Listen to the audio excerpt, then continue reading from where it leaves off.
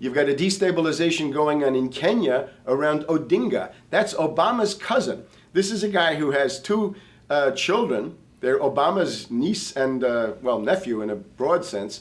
And one of them is named Raul, and the other one is named Winnie, after Winnie Mandela, who did the necklacing and political assassinations in South Africa. So this Odinga is essentially a CIA destabilizing operation in Kenya, and he's got a Odinga Islamic Alliance to crush the Christians in Kenya, but this also reaches into Ethiopia, it reaches into Uganda, Congo, Tanzania, and a whole bunch of other countries in that region. So all of Africa is a battlefield in flames between the US and the Chinese, with Obama leading the charge to kick the Chinese out for geopolitical reasons. Number 7, radically expand federal control over family farms and ranches through the Animal ID and Premises ID system.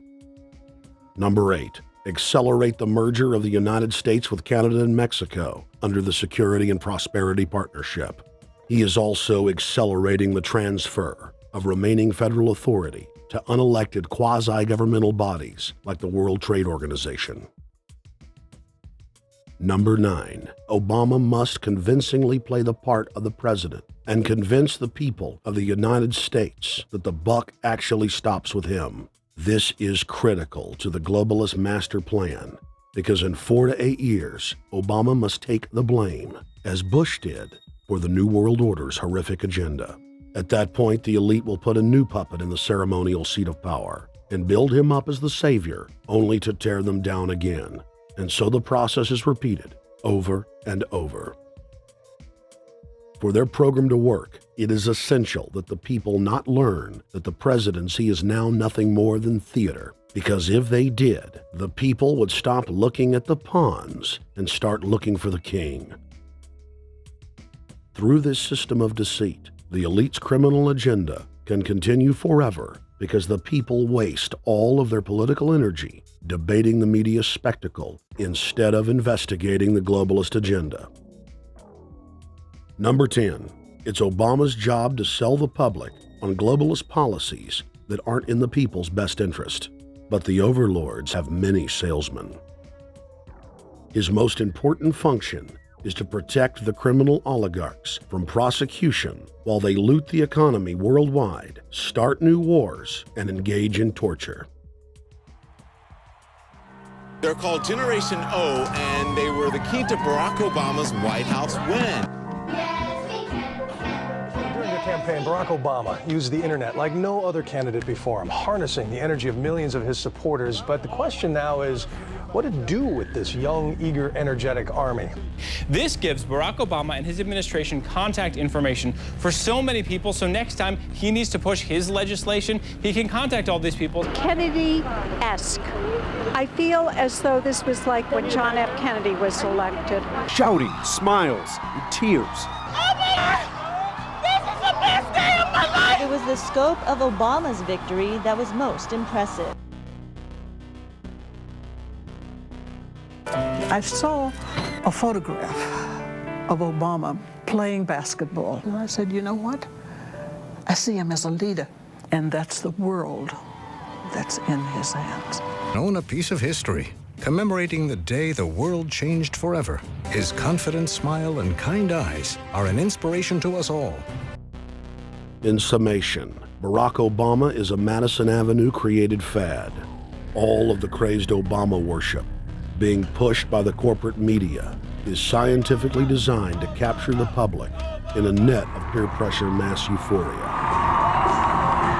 If the New World Order can just distract the public for a few more years, the elite can finish constructing their police state control grid. Now, a lot of times, we don't want to know the issue. Right.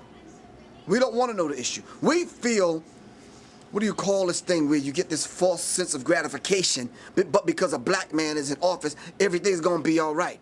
No, everything's not going to be all right. Yeah. Until you look into the agenda and what the Democratic Party has been about, is about, and will be about, regardless if Barack Obama is the president or not. And that's real. Barack Obama is the perfect Trojan horse. He makes the people feel like they finally have a place at the table, even as he betrays them. I won't have to worry about paying my mortgage. Oh, it's such a blessing to see you, Mr. President. Thank you for taking time out of your day. Never in my life would think that this would ever happen. Sadly, many Obama supporters can't see what's right in front of their faces because they've already invested their very identity in this artificially created cult movement. Throughout history, it has happened over and over again. People turn their intellect over to cult of personality mass movements, and it's happening again. The evidence presented in this film is documented fact, and those that ignore what history has taught us do so at the peril of us all. As frightening as the information in this film is, there are many things we can do to stop the globalist agenda dead in its tracks. First, we expose the cult of Obama for what it is, a sad hoax. Next, realize that we are all being propagandized 24/7. Investigate all information for yourself, be it political parties, the media, or this film. Be aware of the tricks that the elite use, like the staging of false flag terror attacks and other crises. Rediscover the Constitution and Bill of Rights. Promote a culture of true liberty. There is a reason the internationalists are attempting to destroy the sovereignty of all 50 states. They know it is one of the biggest threats to their domination. The federal government has been completely hijacked by foreign interest, and more than 25 states have recognized this fact and are moving to block the New World Order at the state level by declaring their 10th Amendment powers. But most important of all, there is a huge awakening taking place in the United States and across the world against the globalist agenda. Free people everywhere are joining together and saying no to corruption and tyranny and no to world government. This is the center of endurance, and endurance is what wins wars. Not how many people you kill, but how long can you endure. George Washington lost almost every battle he had, but he endured. He out-endured the British. And that's how the battle was won, endurance.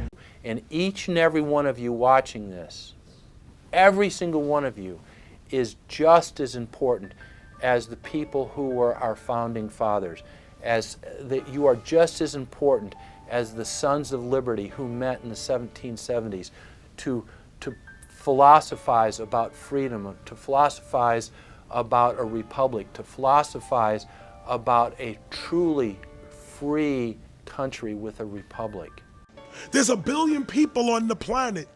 It only takes one to change it. Are you the one? There may be everybody in your classroom bugging out. Your whole school may be on fire with kids wild and bringing guns. But are you the one? Nature has a way of abundance. Nature puts out a lot of stuff looking for the one. So if you're gonna go along with the trend of let's just kill each other, let's disrespect each other, then you're part of nature's plan as well, to be part of just the excess. But if you think more of yourself than just being the excess, you'll do more for yourself. Are you the one? Everybody's not gonna make it. But you have an opportunity to save yourself. Well, we don't have to look back thousands or even hundreds of years to see how dangerous this present day situation is. We can look back to Bolshevik Russia. We can see the takeover by the Bolsheviks talking about the people's revolution, talking about the positive change. And Lenin came in and then Stalin. The fact is that over 40 million Russians between 1925 and 1940, good Russians, people who were Christians, people who had their own businesses, people who were educated, they were exterminated because they had their own business, because they were educated, because they believed in God's law. We can look over at Germany. Germany was in a very, very terrible economic situation. And